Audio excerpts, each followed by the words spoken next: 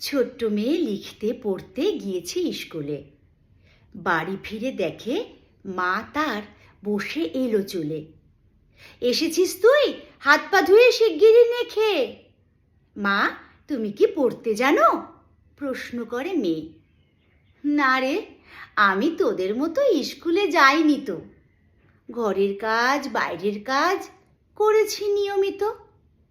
এমনি করেই বড় হলাম। বিয়ে হওয়ার পরে ঘরের কাজ করতে করতেই তুইও এলি ঘরে। এখন আমার আর একটা কাজ, তোকে মানুষ করা। লেখাপড়া আমার কাছে দিল না আর ধরা। বুঝেছি সব, শুধু শুধু কেন দুঃখ পাও? কাল থেকে মা তুমি আমার ছাত্রী হয়ে যাও।